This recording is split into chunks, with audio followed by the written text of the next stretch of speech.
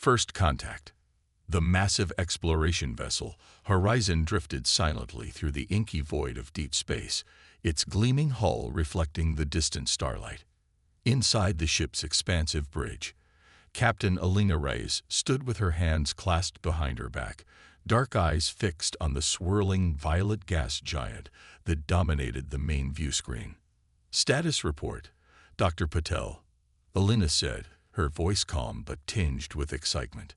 Dr. Aisha Patel, the ship's lead xenobiologist, looked up from her console. "Scans are still inconclusive, Captain.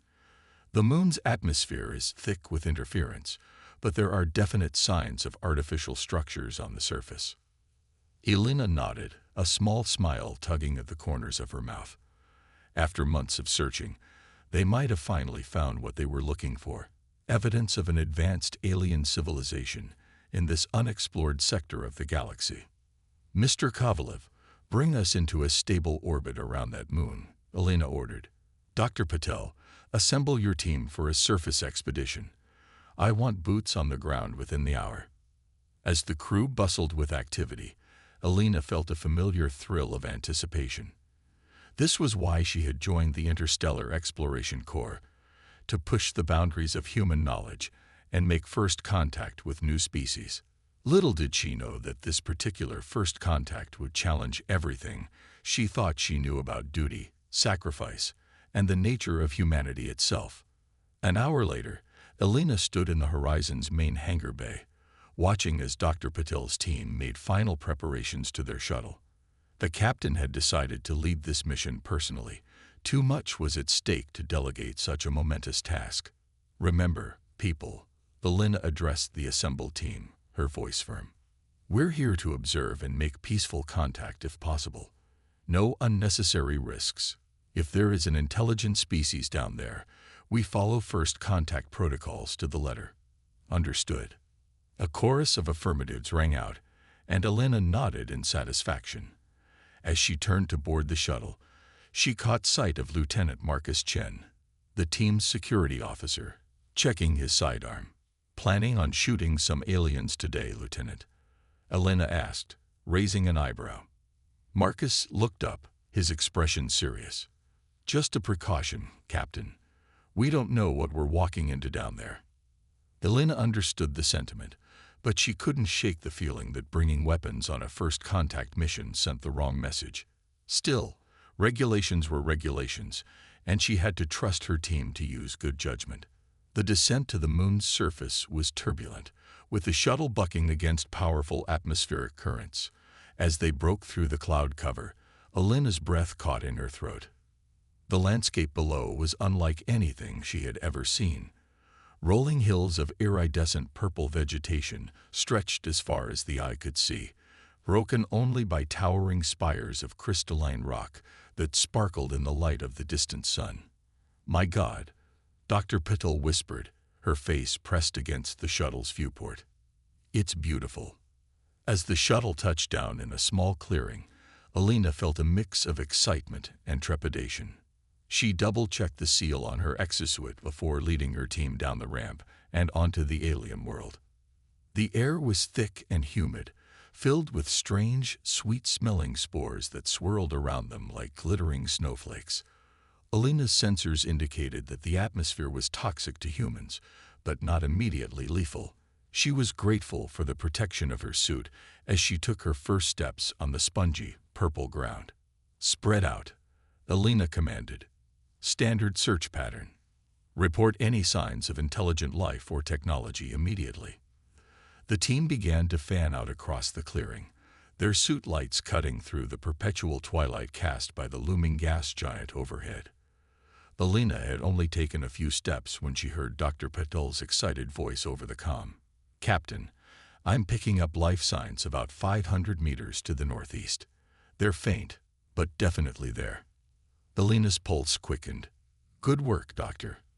All teams converge on Dr. Patel's position. Remember, we're here to observe first. No engagement unless absolutely necessary." As they made their way through the dense underbrush, Alina couldn't shake the feeling that they were being watched.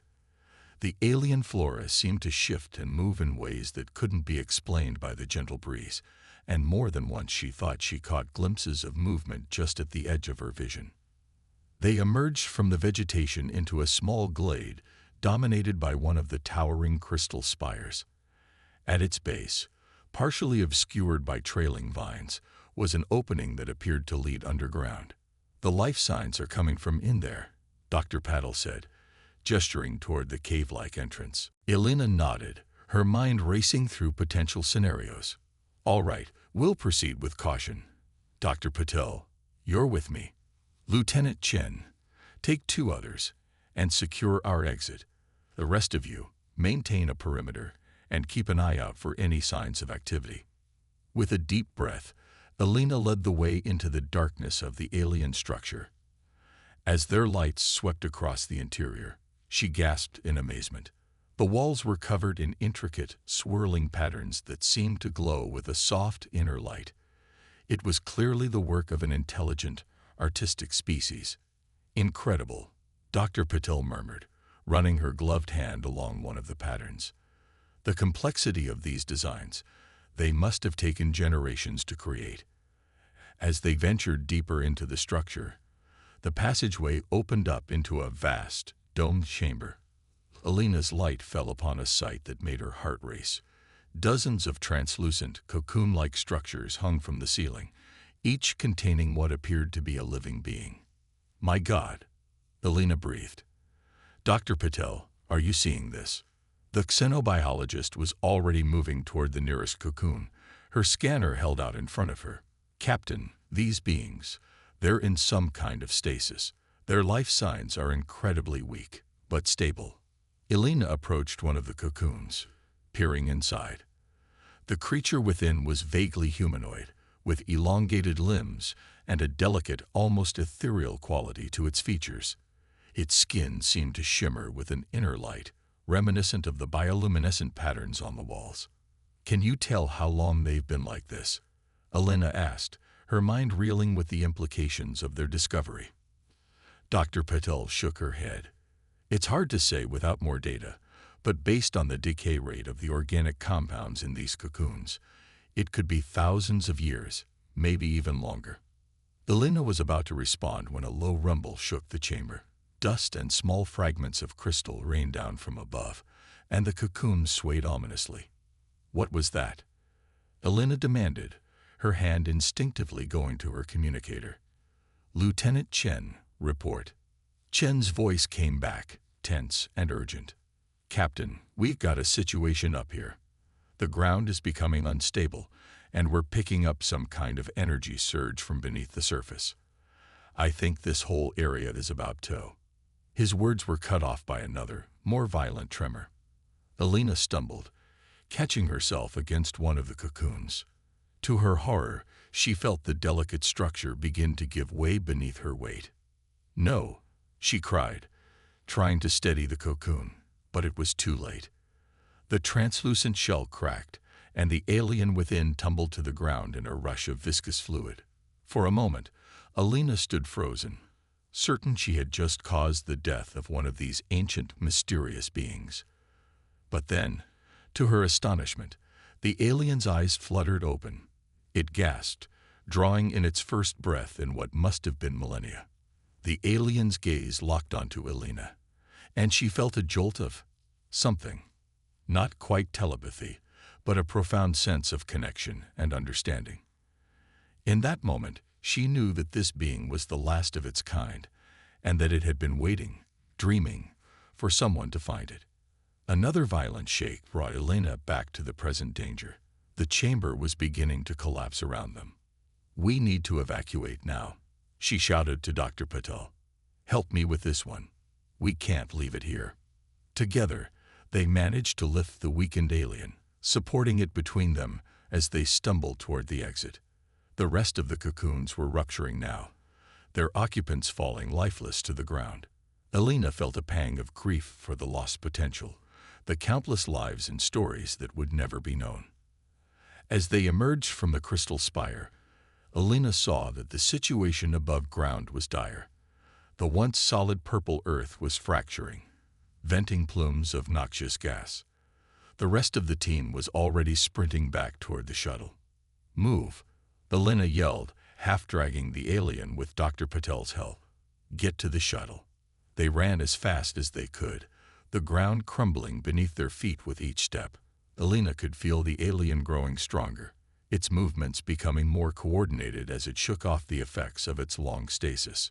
Just as they reached the shuttle ramp, a massive fissure opened up behind them. Elena felt herself slipping, the alien's weight pulling her back toward the gaping chasm. In that moment, she made a split-second decision that it would change everything. With all her strength, she heaved the alien forward onto the ramp, into Dr. Patel's arms. "Go," she shouted. "Get it out of here." The last thing Elena saw as she fell was the alien's luminous eyes, wide with a mixture of fear, gratitude, and something else, a fierce determination that she couldn't quite understand. As the shuttle lifted off, leaving the doomed moon behind, Dr. Patel and the rest of the team watched in horror as the ground where their captain had stood was swallowed up by the collapsing landscape. The alien, now fully awake, placed a delicate hand against the viewport, its skin pulsing with swirling patterns of light that seemed to convey a depth of emotion beyond words. Lieutenant Chen, his voice heavy with shock and grief, opened a channel to the horizon. "Shuttle to horizon. We've lost the captain. But we've made first contact. I repeat, we had a living alien specimen on board, requesting immediate quarantine protocols upon arrival." As the shuttle streaked back toward the horizon, the alien turned its luminous gaze on each member of the team in turn. Though no words were spoken, each human felt the same powerful sensation Elena had experienced, a profound connection, and the unshakable feeling that nothing would ever be the same again. The journey back to the horizon was tense and silent, filled with a mixture of grief for their lost captain and awe at the living miracle they had rescued. As they approached the massive ship, Dr. Patel couldn't help but wonder, what would this alien make of their world? And how would humanity be changed by this unprecedented encounter? Little did they know, this was only the beginning of a journey that would challenge their understanding of life, sacrifice, and the very nature of intelligence itself. The true test, for both humanity and their newfound alien guest, was yet to come. Cultural misunderstandings.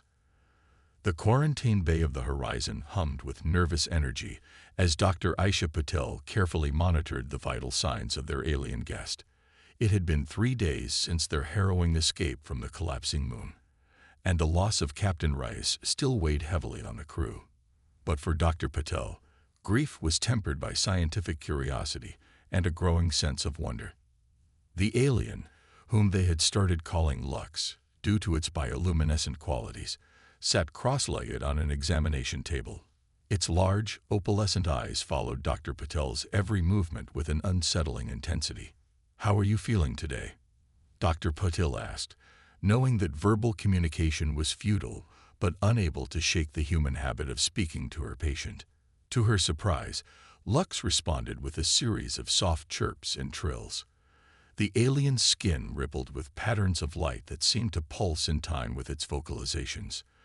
Dr. Patel felt a familiar tingle at the base of her skull, the same sensation of connection she had experienced when they first rescued Lux.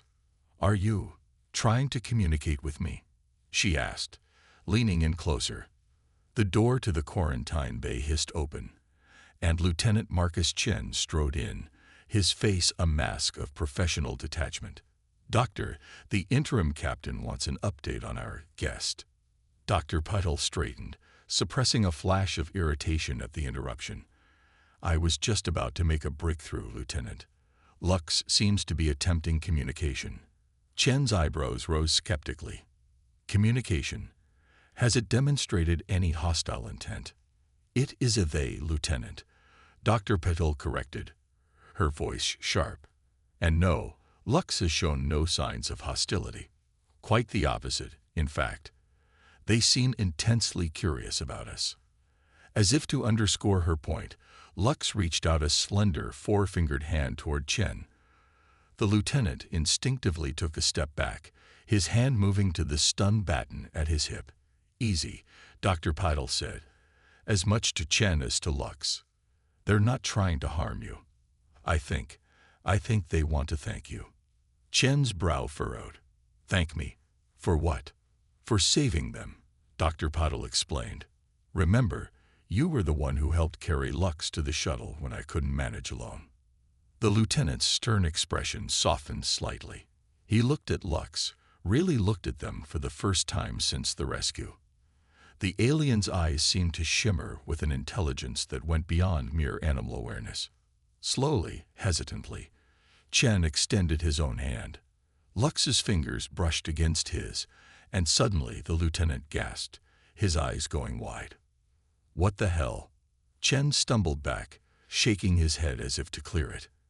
I don't know how to describe it.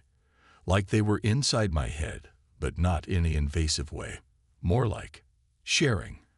Dr. Patel nodded excitedly. "Yes, I've been experiencing something similar.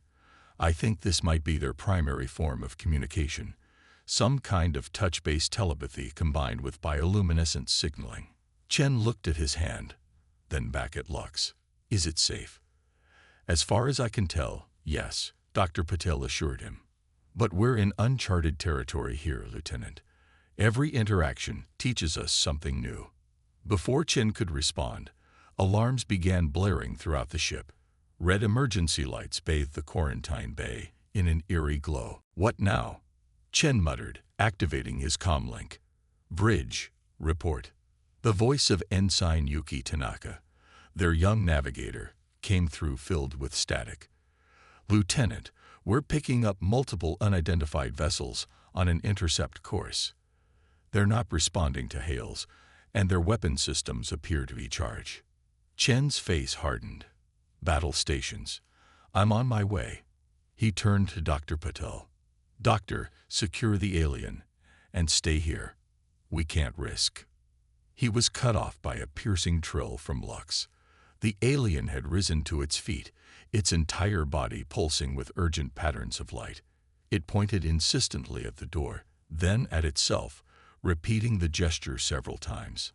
"I think," Dr. Patel said slowly, "I think they're trying to tell us something about the ships." Chen hesitated, years of training warring with the undeniable feeling that Lux was more than just a scientific specimen. "Fine," he said at last. "But it stays with me. If this is some kind of trap—" "It's not," Dr. Pidal said with a conviction that surprised even her. "Lux risked everything to communicate with us. I don't think they mean us any harm." As they rushed to the bridge, Lux gliding between them with an eerie grace, Chen couldn't shake a nagging worry. What if the aliens' people had come looking for them? What if, in their attempt at first contact, they had inadvertently kidnapped a member of an advanced civilization? The bridge was a hive of controlled chaos when they arrived. Interim Captain Samir Doan, a veteran of countless deep space missions, stood at the center, barking orders in his clipped Indian accent. "Talk to me, Ensign Tanaka," Dawn demanded. "What are we dealing with?" Yuki's fingers flew over her console. "5 vessels, sir. Configuration unknown, but they're definitely armed. They've taken up attack positions around us." Dawn turned as Chen entered, his eyes widening at the sight of Lux. "Lieutenant, explain yourself." Before Chen could speak, Lux darted forward, placing a hand on the main view screen. Instantly, the image of the attacking ships was replaced by a swirling vortex of light and color. The bridge crew gasped collectively as wave after wave of emotion and fragmented imagery washed over them. Destruction, pain, loss, a civilization in its death throes, desperately searching the stars for a new home. And through it all, a sense of profound regret and a plea for understanding. As the vision faded, Lux sank to the floor, clearly exhausted by the effort. Dr. Patel rushed to their side, supporting the alien's trembling form. "My God," Dawn whispered, his face ashen. "What was that?" Dr. Patel looked up, her eyes shining with a mixture of tears and excitement. "History, Captain. The history of Lux's people. I think those ships out there are the last survivors of their civilization. They've been searching for Lux all this time." Chen's mind raced, piecing together the fragments of the vision. The stasis pods, the collapsing moon. It wasn't an accident. It was a last-ditch effort to preserve their species. Tawan straightened, squaring his shoulders. "Ensign Tanaka, open a channel to the lid ship. Let's see if we can avoid a war and make some new friends instead." What followed was one of the most extraordinary first contact scenarios in human history. Through a combination of Lux's telepathic abilities and the universal language of mathematics, the two species began to communicate. The aliens, who called themselves the Lumini, had indeed been searching for their lost brethren for millennia. The stasis pods were seed vaults of a sort, preserving the last uncorrupted members of their species in the hope that someone would find them and help resurrect their civilization. As the human crew worked to establish a dialogue with the Lumini ships, Dr. Patel found herself serving as an impromptu ambassador. Her connection with Lux allowed her to bridge the gap between the two species, explaining human concepts to the Lumini and helping her crewmates understand the aliens' complex, symbiotic culture. But it wasn't all smooth sailing. As the initial shock and wonder of first contact wore off, cultural misunderstandings began to arise. The Lumini, it turned out, had a very different concept of individual identity than humans.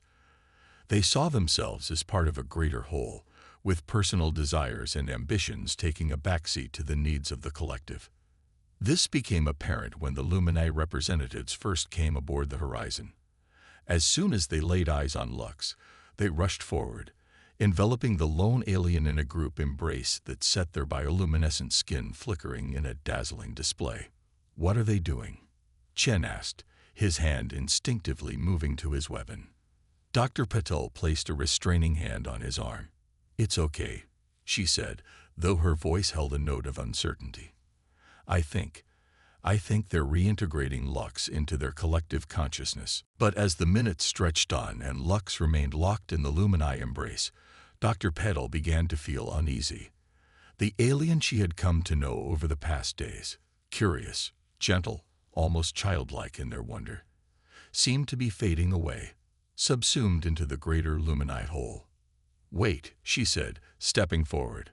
"Lux, are you all right?" The group of aliens turned to her, moving with an eerie synchronicity.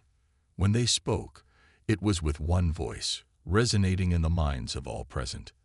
"We are whole once more," they said. "The one you call Lux has rejoined us, sharing all they have learned of your kind. We thank you for preserving this vital part of our collective, but now it is time for us to leave. We have much work to do to rebuild our civilization." Dr. Patel felt a surge of protective instinct. But what about Lux's individuality? The being we came to know. The Lumini regarded her with what seemed like confusion. "Individuality is an illusion," they said. "A temporary state necessary for survival in isolation. Now that we are reunited, such divisions are no longer needed." As the Lumini turned to leave, Dr. Patel caught a glimpse of Lux's eyes within the group. For a moment, she thought she saw a flicker of the curious, unique being she had come to know. But then it was gone, lost in the swirling patterns of the collective. The human crew watched in stunned silence as the Lumini departed, their ships gracefully peeling away from the horizon and disappearing into the depths of space. The sense of wonder and achievement that had filled the ship just hours before was replaced by a hollow feeling of loss and confusion.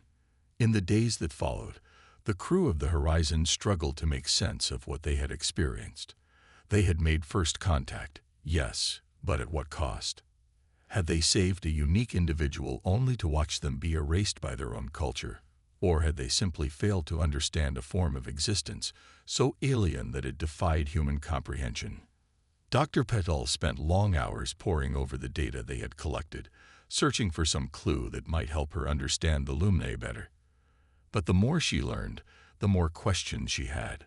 One night, unable to sleep, She found herself in the now empty quarantine bay where Lux had stayed. As she stood there, lost in thought, she felt a familiar tingle at the base of her skull. For a moment, just a moment, she could have sworn she heard a soft, musical trill, Lux's voice, reaching out across the vastness of space. Dr. Patel smiled sadly, placing her hand against the cool metal wall. "I hope you're happy, wherever you are," she whispered. "And I hope someday we'll understand each other better." As she turned to leave, Dr. Patel realized that this encounter, as confusing and bittersweet as it had been, was just the beginning. Humanity had taken its first real steps into a larger universe, one filled with wonders and challenges they could scarcely imagine. The true test of their species was yet to come. Could they learn to coexist with beings so fundamentally different from themselves? Could they expand their understanding of consciousness and identity to encompass the vast diversity of life that awaited them among the stars? Only time would tell. But as Dr. Patel looked out at the star-filled expanse beyond the horizon's viewports, she felt a renewed sense of purpose. There was so much to learn, so many mysteries to unravel. And she, along with the rest of humanity, was ready for the challenge. Looming threat. 6 months had passed since the horizon's encounter with the Lumini, and the ripples of that first contact were still spreading throughout human space. Dr. Aisha Patel found herself at the center of a scientific and philosophical maelstrom, her days filled with debriefings, lectures, and endless debates about the nature of consciousness and identity.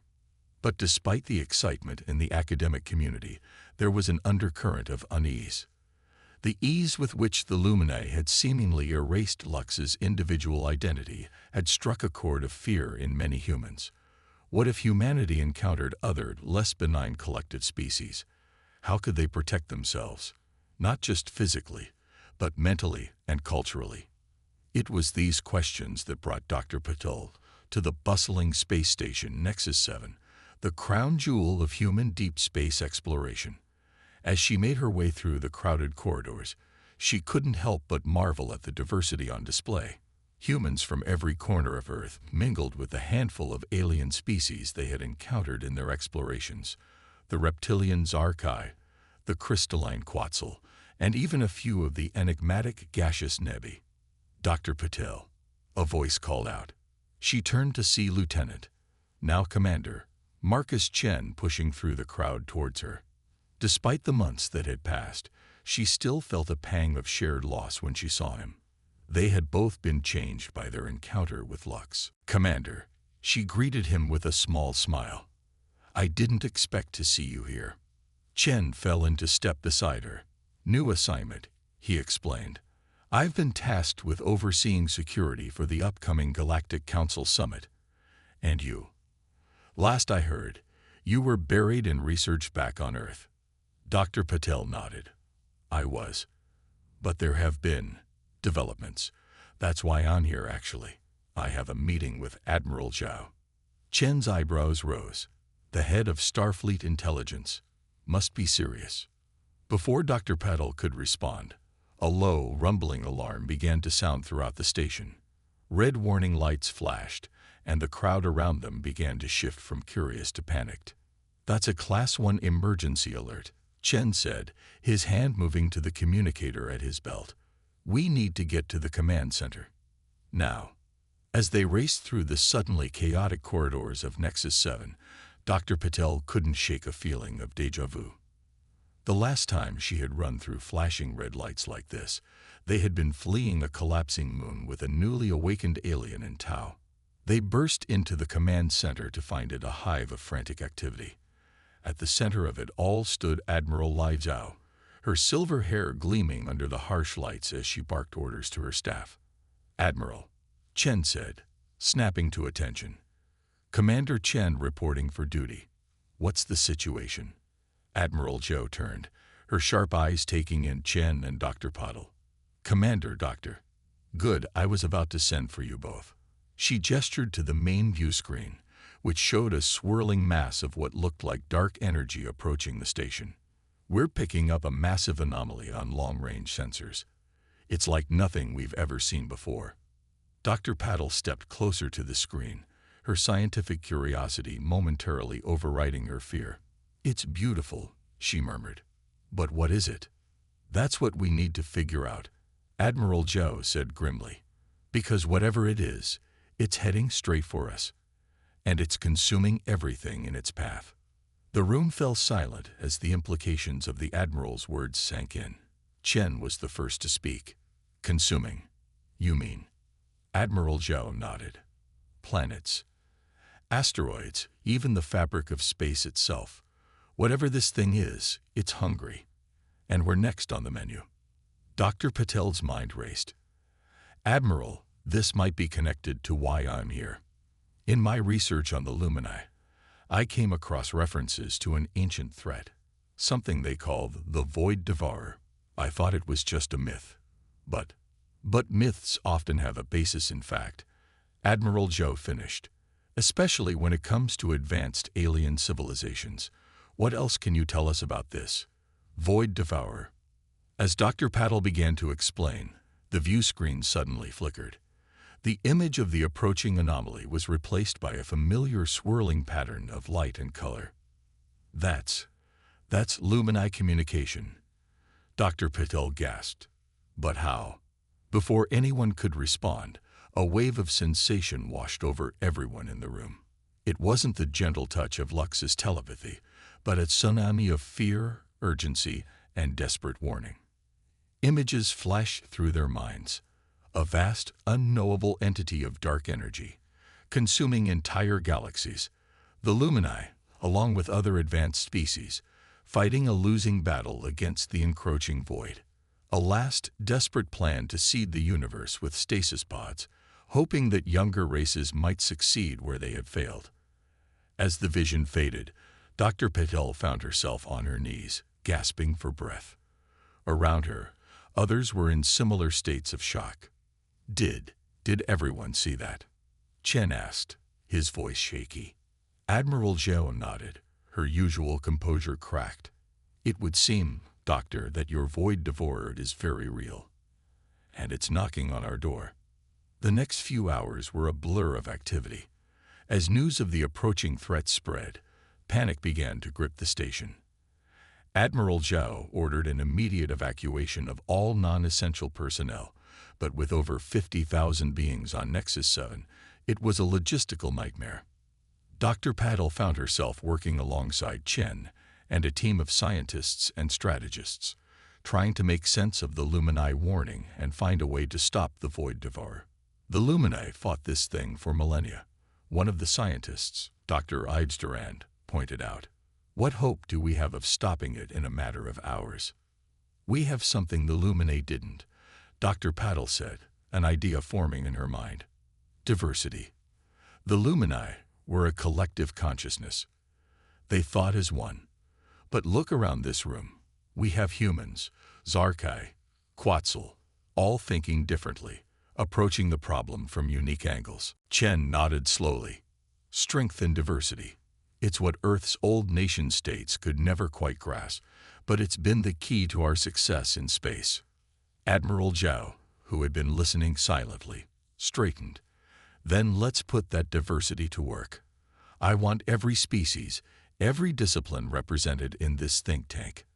We need ideas, people, crazy ones, practical ones, anything that might give us an edge." What followed was one of the most extraordinary brainstorming sessions in human history. Ideas flew fast and furious, each building on the last. The crystalline Quetzal suggested using their natural ability to refract and redirect energy. The gaseous Neve proposed a daring plan to disperse themselves through the anomaly, gathering data from within. But it was a young human engineer, fresh out of the academy, who provided the spark that ignited their solution. "What if we're thinking about this all wrong?" she said, her voice trembling slightly as all eyes turned to her. "We keep talking about stopping or destroying this thing. But what if we could communicate with it instead?" Dr. Paddle felt a jolt of excitement. Of course. The Void Devourer, its energy, consciousness on a scale we can barely comprehend. But it's still a form of life. And all life, at its core, seeks to survive and understand. The room erupted in a flurry of activity as the assembled minds began to work on a new plan. They would build a device, part transmitter, part consciousness amplifier, that would allow them to reach out to the Void Devourer, to make it understand that there were other forms of existence beyond consumption. As the hours ticked by and the dark anomaly grew ever closer, tensions on the station reached a fever pitch. The device, which someone had dubbed the empathy beacon, was cobbled together from a dizzying array of technologies. Quetzal crystals to focus and amplify thought. Zar-Kai biotech to translate consciousness across incomprehensible gulfs.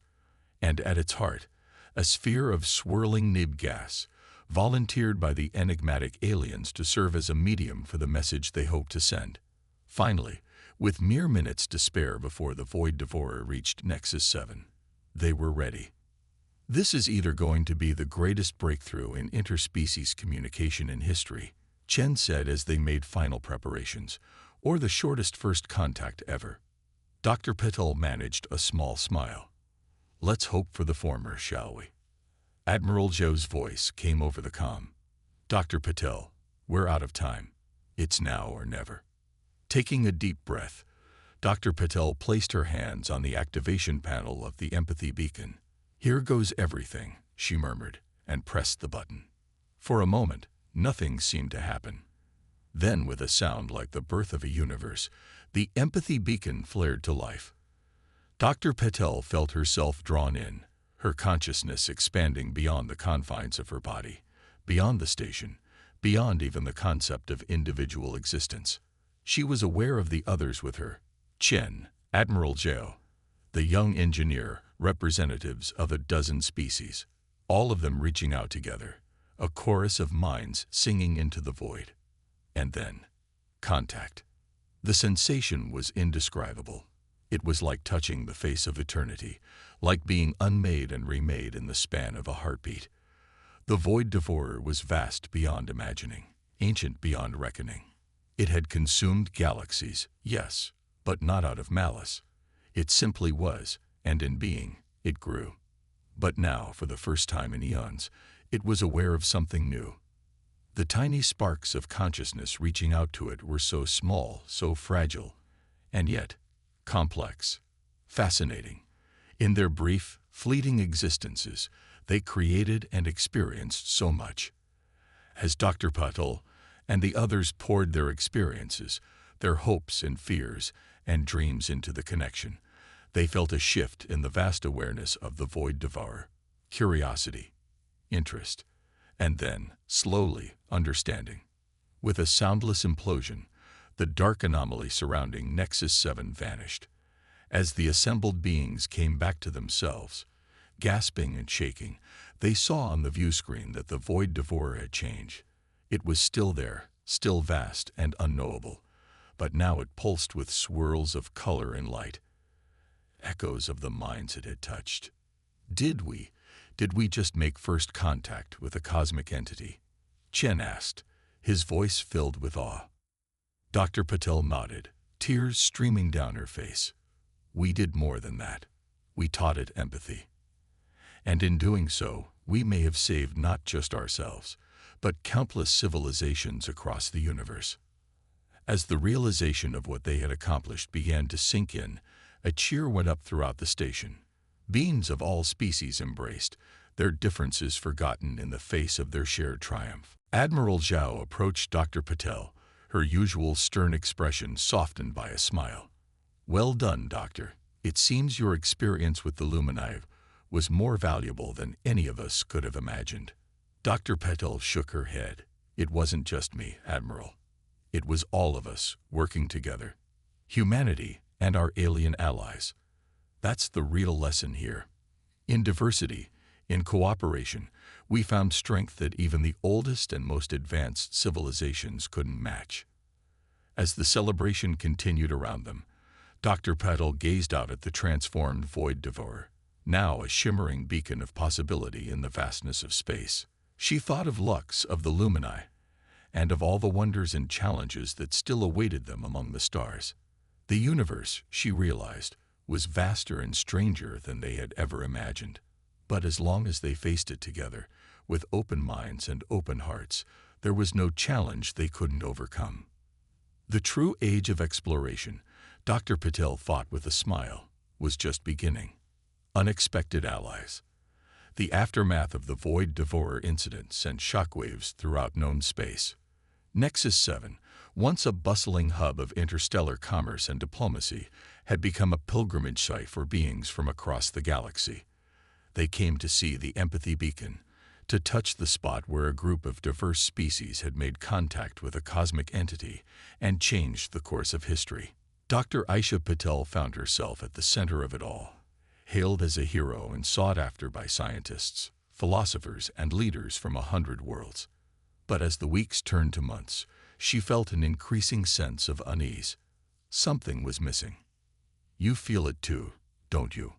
Commander Marcus Chen asked one day as they stood in the observation dome, watching the shimmering form of the transformed Void Devourer in the distance. Dr. Patel nodded, grateful that someone else understood. "It's like we've opened a door, but we're just standing in the threshold. There's so much more out there, Marcus, so much we still don't understand." Before Chen could respond, an aide rushed up to them, slightly out of breath. "Doctor, Commander, your presence is requested in Admiral Zhou's office immediately. It's urgent."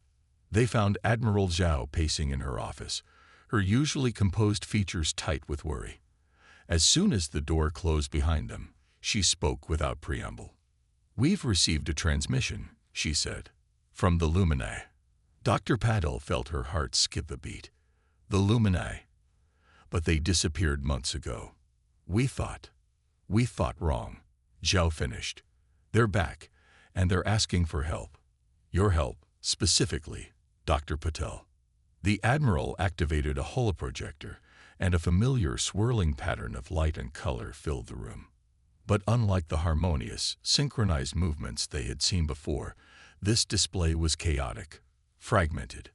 It spoke of discord, of a civilization in crisis. As the message played out in a combination of visual patterns and telepathic impressions, Dr. Patel felt a growing sense of horror. The Lumini were falling apart. Their encounter with humanity, brief as it had been, had sown the seeds of individuality within their collective consciousness. Now, for the first time in eons, individual Lumini were asserting themselves, questioning the consensus, demanding the right to exist as separate entities. They're experiencing an identity crisis on a species-wide scale. Dr. Patel breathed, her mind reeling with the implications. Chen frowned. "But isn't this what we wanted? For them to understand the value of individuality?" Dr. Patel shook her head. "Not like this. Their entire society, their very mode of existence, is based on collective consciousness. This level of discord could tear their civilization apart." Admiral Zhou's expression was grim. "That's not all. The message indicates that a faction of Lumini, in their desperation to restore the old order, is considering drastic measures. They want to use their technology to forcibly reintegrate all Lumini into a single consciousness, including any dissenters. That's tantamount to genocide," Chen said, his voice hard, "erasing countless individual minds." "Exactly," Zhou nodded. "Which is why they've reached out to us. The dissident Lumini remember Lux, remember how we valued their individuality. They're asking for asylum, and for our help in finding a middle ground between total collective consciousness and complete individuality." Dr. Patel felt a weight settle on her shoulders. This was the consequence of their actions, the ripple effect of their encounter with Lux and the ideas they had inadvertently introduced to the Lumini. "We have to help them," she said firmly. "We owe them that much." Admiral Zhou nodded. "I agree. But this isn't just a scientific or humanitarian mission, Doctor. The political implications are enormous. If we support the dissident Lumini, we could be seen as interfering in the internal affairs of another species. If we don't, we're potentially condoning the erasure of countless sentient minds. Damned if we do, damned if we don't," Chen muttered. "Which is why," Zhao continued, "we're going to need a team. Not just humans, but representatives from all our allied species. A true interstellar coalition. Over the next few days, as the Horizon was prepped for its mission to Lumini space, Dr. Patel found herself working with the most diverse group of beings she had ever encountered. There was Tizzle, a Zarkai neuroscientist whose understanding of biochemical consciousness had been invaluable in creating the empathy beacon. Quix, a Quetzal philosopher who had written extensively on the nature of collective versus individual identity. And perhaps most intriguingly, a Nebi who called itself Whisper, whose gaseous form could interface directly with Lumini bioluminescent communication. As they prepared for the journey, Dr. Patel couldn't help but reflect on how far they had come. Just a year ago, humanity had been taking its first tentative steps into a larger galactic community. Now they were leading a coalition to help mediate an existential crisis for one of the oldest known species in the universe. The journey to Lumini space was tense. Even with their advanced propulsion systems, it took several weeks to reach the coordinates provided in the distress call. As they dropped out of faster-than-light travel, the crew of the Horizon gasped collectively. The Lumini homeworld was a sight to behold. A gas giant swirled with bands of bioluminescent color, surrounded by rings of crystalline structures that pulsed with light and energy. But amidst this beauty, they could see signs of conflict. Flashes of discordant energy rippled across the planet's surface, and many of the orbital structures appeared damaged or dark. Life signs are off the charts, Tizzle reported, her scaled fingers dancing across the sensor controls. But they're fragmented, chaotic, nothing like the unified readings we expect from a collective consciousness. Before Dr. Patel could respond, the ship's communication system crackled to life. A cacophony of voices filled the bridge, overlapping and contradicting each other. It was a far cry from the harmonious, unified communication they had experienced with Lux. "Please," one voice rose above the others, sounding strained and desperate. "You must help us. We are losing ourselves, but we are finding ourselves too. We don't know which is right anymore." Dr. Patel stepped forward, her heart aching for the confusion and pain she heard in that voice. "This is Dr. Aisha Patel of the Earth ship Horizon. We've come to help. Can you tell us where to land?" There was a moment of silence, then a set of coordinates flashed across their screens. As Chen piloted the ship towards the designated landing zone, Dr. Patel turned to her diverse team. "Remember," she said, her voice firm but compassionate, "we're not here to impose our views or to take sides. Our job is to listen, to understand, and to help the Lumini find their own path forward, whatever that may be." As they disembarked onto the crystalline surface of the Lumini orbital platform, Dr. Patel felt a familiar tingle at the base of her skull. The air around them seemed to shimmer with barely contained energy, alive with the thoughts and emotions of countless Lumini. They were met by a group of Lumini representatives, their forms flickering between unified patterns and discordant individual expressions. The effect was disorienting, like watching a fractured hologram trying to resolve itself. "Welcome," the Lumini said, their voices a blend of spoken word and telepathic impression. I am. We are grateful for your coming." Dr. Patel stepped forward, fighting the urge to reach out and offer a comforting touch. She wasn't sure how such a gesture would be received in their current state. "We're here to help in any way we can," she said. "Can you tell us more about what's happening?" What followed was unlike any diplomatic or scientific meeting in history. As the Lumini tried to explain their situation, their words and thoughts fractured and reformed, individual voices rising up only to be subsumed back into the collective, then emerging again. They spoke of the shock of encountering truly individual minds, of the seed of doubt that had been planted by their interaction with humanity. Some Lumini had embraced the concept of individuality wholeheartedly, reveling in the experience of unique thoughts and desires. Others were terrified, feeling as though they were being torn apart, losing the comforting unity that had defined their existence for eons. "And now," one voice said, filled with sorrow, "there are those who would force us all back into unthinking unity. They believe it is the only way to save our species. But it would destroy us just as surely, another voice argued. We cannot unknow what we have learned, cannot unfeel what we have felt. As the Luminae spoke, Dr. Patel and her team listened intently, each bringing their unique perspective to bear on the problem. Tazal's understanding of neurochemistry helped them grasp the physical changes the Luminae were experiencing. Quix's philosophical insights provided context for the existential crisis they faced, and Whisper, interfacing directly with the Luminae's bioluminescent communication, was able to perceive nuances that even the Luminae themselves weren't fully aware of. Hours stretched into days as they worked tirelessly, mediating discussions between various Luminae factions, offering insights and suggestions, but always careful not to impose their own beliefs. It was during one such session, as tensions were reaching a breaking point, that Whisper suddenly pulsed with a brilliant light.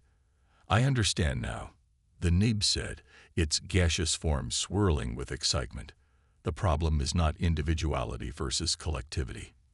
It is the belief that they must be mutually exclusive." The room fell silent as Whisper continued.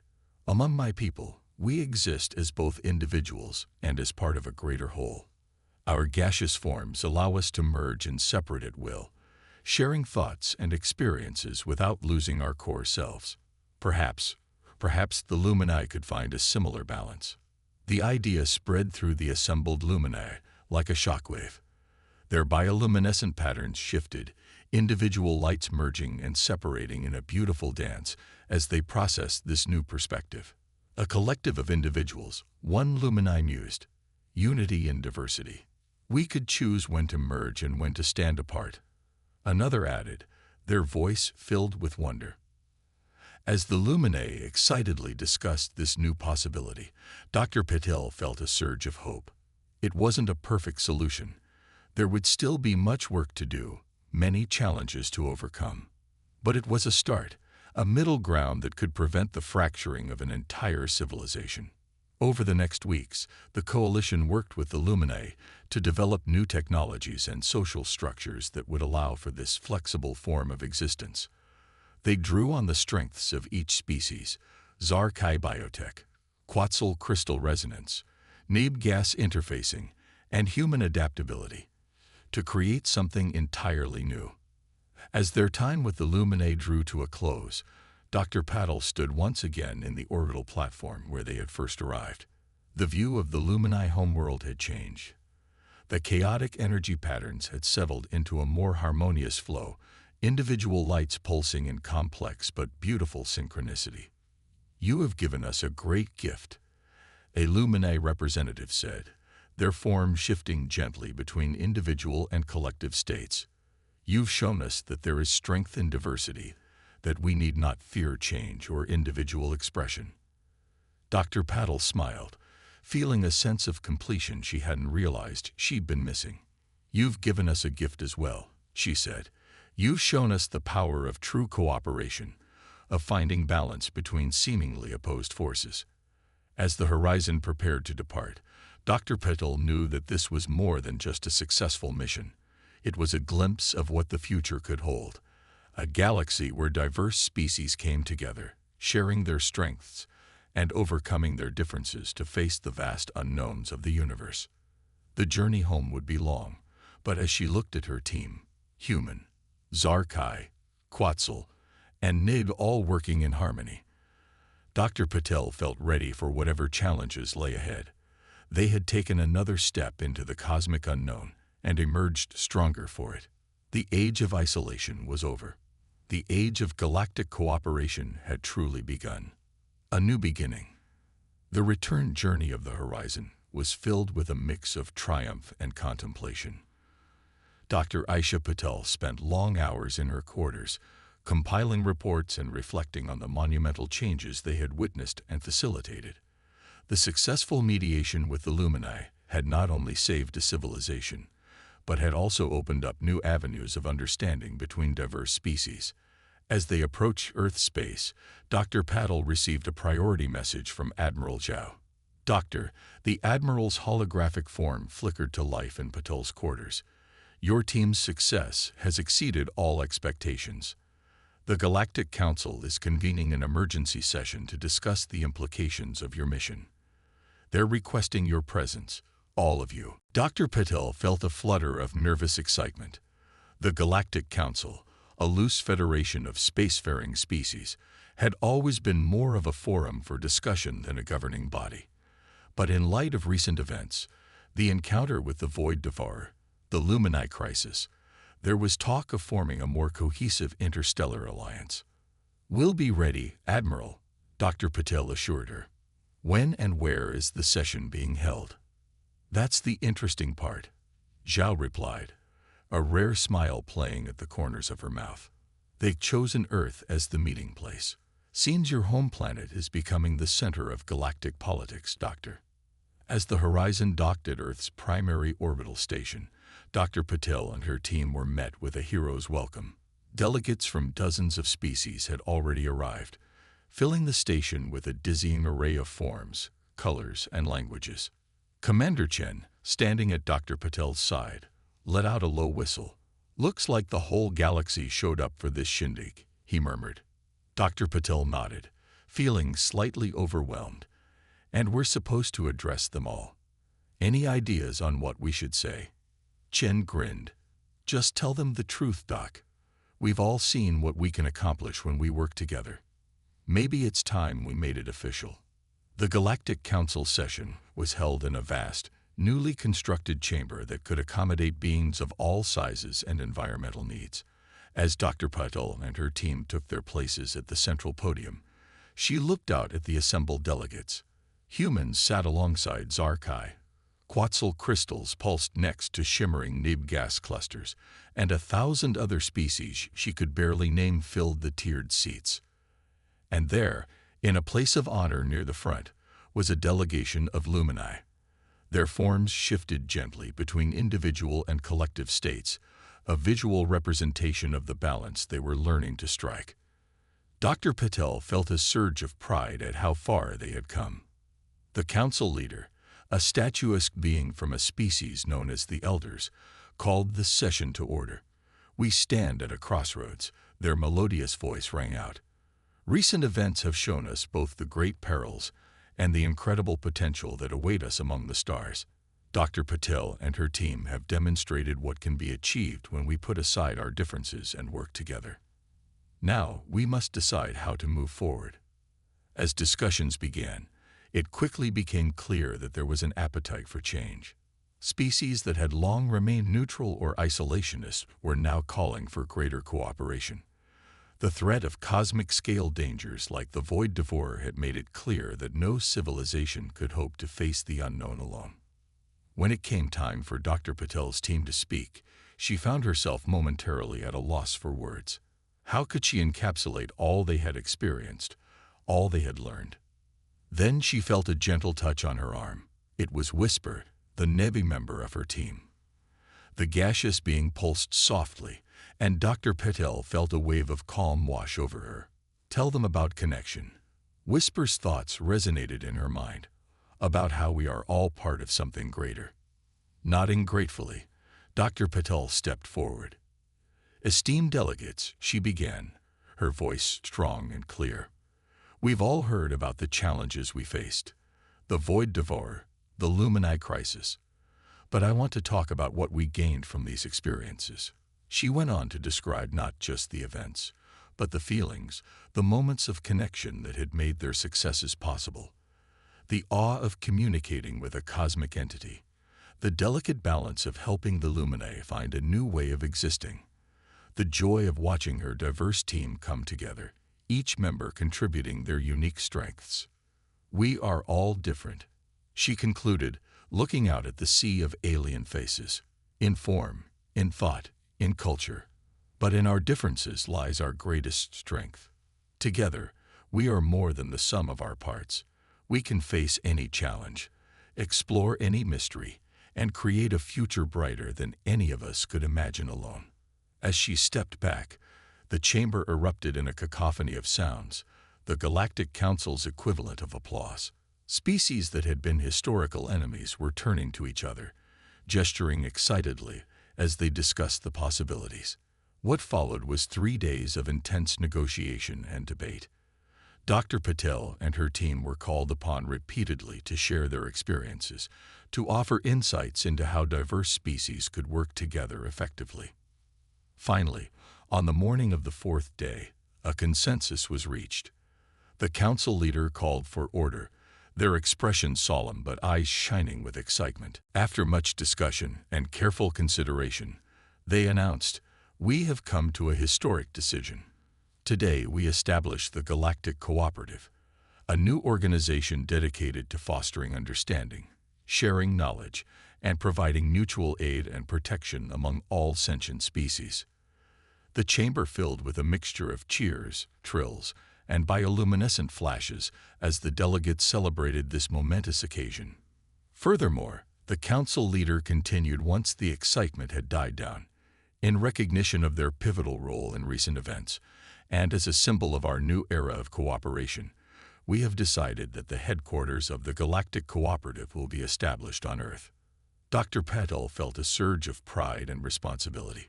Earth, once a backwater planet on the fringes of known space, was now poised to become the center of galactic diplomacy and cooperation.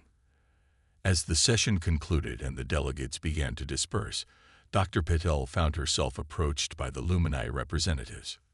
"We owe you a great debt," one of them said, their form shimmering with emotion. "You helped us find balance, showed us a new way to exist. We would like to offer something in return." Before Dr. Patel could protest that no repayment was necessary, the Lumini continued, "We have been discussing it among ourselves, and we believe we have found a way to adapt our bioluminescent communication technology for use by other species. It could revolutionize galactic communication, allow for deeper understanding between diverse beings."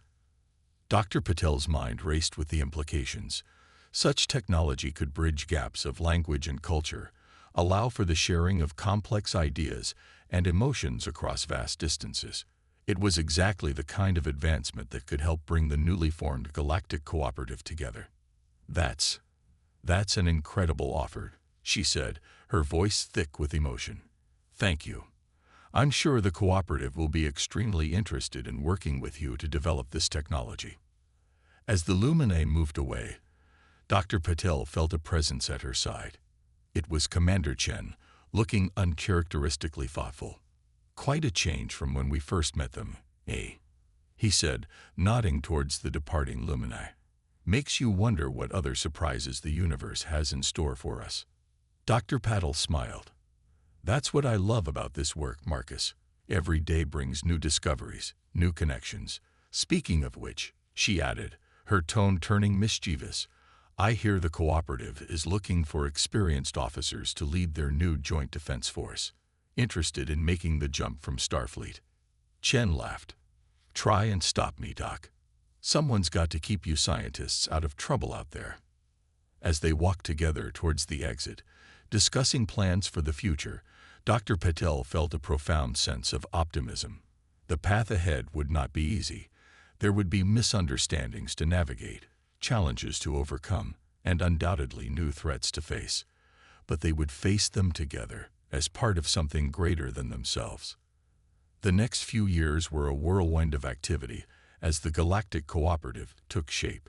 The once quiet fields outside Geneva, Switzerland, became the site of a sprawling complex of buildings and habitats designed to accommodate beings from thousands of different worlds. Dr. Patel found herself at the heart of it all, heading up the cooperative's new Department of Xenocultural Relations.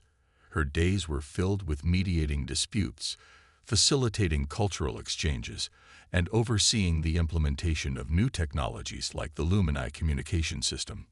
One crisp autumn morning, 5 years after the formation of the cooperative, Dr. Patel stood on the balcony of her office, looking out over the cooperative headquarters. The rising sun glinted off crystalline Quetzal towers and shimmered through the iridescent domes housing aquatic species. In the distance, she could see the massive hangar bays where ships from across the galaxy came and went in a constant stream of interstellar traffic. A soft chime announced a visitor. Dr. Patel turned to see Admiral Zhao. Now Secretary General Zhao of the cooperative, entered the office. "Quite a view, isn't it?" Zhao said, coming to stand beside her. "Sometimes I still can't believe how far we've come." Dr. Patel nodded. "It's more than I ever dreamed possible. But, Zhao prompted, raising an eyebrow. "But I can't help feeling there's still so much more out there," Dr. Patel admitted. "So many mysteries to unravel, so many new species to meet." Zhao smiled. "I was hoping you'd say that. We've just received a transmission from a deep space probe. It's picked up signs of artificial structures in a galaxy we thought was uninhabited. The Cooperative Council is assembling an expedition to investigate, and they want you to lead it." Dr. Patel felt her heart race with excitement. A new galaxy, new civilizations to encounter. It was everything she had ever wanted. "When do we leave?" she asked, already mentally preparing for the journey ahead. "The ship launches in 2 weeks," Zhao replied. "It's been specially designed for long-term, multi-species habitation. You'll have a crew drawn from all member species of the cooperative." As Zhao left to make the preparations, Dr. Patel turned back to the view. The sun had fully risen now, bathing the cooperative headquarters in golden light. She thought back to that fateful day on a collapsing alien moon, when she had first encountered Lux and set in motion a chain of events that had changed the galaxy. Every step of the journey, the encounter with the Void Devourer, the Lumini crisis, the formation of the cooperative, had been filled with challenges and dangers, but it had also been filled with wonder, with moments of connection that transcended species and culture. Now, as she prepared to embark on an even greater adventure, Dr. Aisha Patel felt nothing but excitement for what lay ahead. The universe was vast and full of mysteries, but they would face them together. A unity of diverse beings, each contributing their unique strengths to a greater whole. As she watched the bustling activity of the cooperative headquarters below, Dr. Patel smiled. The journey of discovery, of connection, was far from over. In fact, it was just beginning.